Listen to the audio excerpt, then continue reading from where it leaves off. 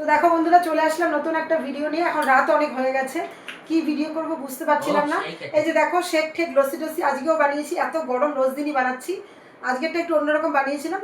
তো আমার ছেলে বলছে মা ভিডিও করো। 5 গ্লাস খাইলাম, 5 গ্লাস খেলি, কিন্তু এতগুলো গ্লাস খাওয়ার সময় মনে পড়লো না যে একটা ভিডিও করতে হবে।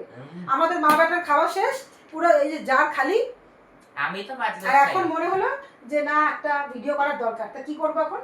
এই দেখো, ছোট ছোট গ্লাস নিয়েছি, আমাদের ওই কাঁচের গ্লাস বার করিনি। ওকে বললাম তুই একটা ছোট্ট কাঁচের গ্লাসেই খা, কালকে তোর বাবা আসলে বলবো ওই যে যেগুলো সোলার যে গ্লাসগুলো হয় ওগুলো এনে রাখতে। কারণ এখন আমরা রোজ দিনই খাবো, মানে যখন যখন যেটা মনে হবে সেটাই খাবো। তবে এর মধ্যে একদিন চকলেট শেক খাবো কিন্তু বাবাই। হ্যাঁ, তো বন্ধুরা তোমরাও কিন্তু এরকম মাঝে মাঝে, এত যখন গরম পড়েছে, তোমরাও চেষ্টা করো মাঝে মধ্যে একটু করে ঘরে এরকম করে বানিয়ে খাবার। কারণ দোকানে গিয়ে বানানো জিনিস খাওয়া, সেখানে বেশি টাকা দিতেও হয়, আর মনও ভরবে না 1 গ্লাস খেয়ে বা 2 গ্লাস খেয়ে। তার থেকে মনে হচ্ছে বাড়িতে এরকম বড় বড় জারে বানাও, 1 জার বানাও, ইচ্ছা মতো খাও।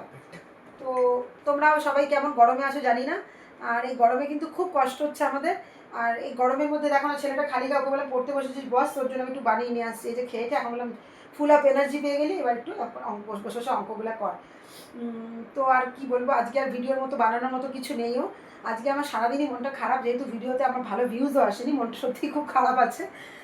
আর রোজ দিনই একইভাবে ভিডিও করতে করতে কখনো মনে হয় যে একটু নতুনত্ব করি, কিন্তু নতুনত্বের চক্করে পড়ে আমি মনে করি আমার অরিজিনাল ভিডিওগুলোই যেগুলো করি সেটাই ঠিক আছে, বেশি নতুনত্ব করা উচিত না, চেষ্টা করি না। কিন্তু কখনো এরকম মনে হয় যে একটু নতুনত্ব করেই ফেলি। তো যাই হোক না কেন, আজকের ভিডিওগুলোতে ভিউজ না আসার জন্য আমার মনটা সত্যিই খুব খারাপ। তো দেখা যাক, কালকে আবার নতুন সকাল, নতুন ভিডিও, সব কিছু নতুন অনুপ্রেরণা নিয়ে শুরু করবো একটা নতুন দিন। কাজগুলো যেন ভালোভাবে হয়, এই আশীর্বাদ তোমরা করো। আর তোমরা পাশে যদি থাকো তাহলে ভিডিওগুলো অবশ্যই ভালো হবে। আর ভিডিও তো সবসময় অরিজিনাল বানানোর চেষ্টা করি, তবে অরিজিনাল ভিডিও তোমাদের কতটা ভালো লাগে জানি না। আমি সবসময় চেষ্টা করি এডিটটা কম করে, এডিটিংয়ের ব্যাপারগুলোর মধ্যে না যেয়ে যতটা পারি অরিজিনালটা দেখানোর।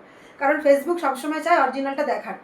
তো কখনো কখনো ট্রেন্ডিং মিউজিক বানিয়ে ফেলি, সেটা হচ্ছে যখন ট্রেন্ডিংয়ে চলে তার জন্যই বানাই। আমরাও তো মানুষ, আমাদের একটু এক্সাইটিং ব্যাপারটা আসে যে না, একটু নতুনত্ব বানাই, একটু সবাই করছে, একটু আমরাও করি।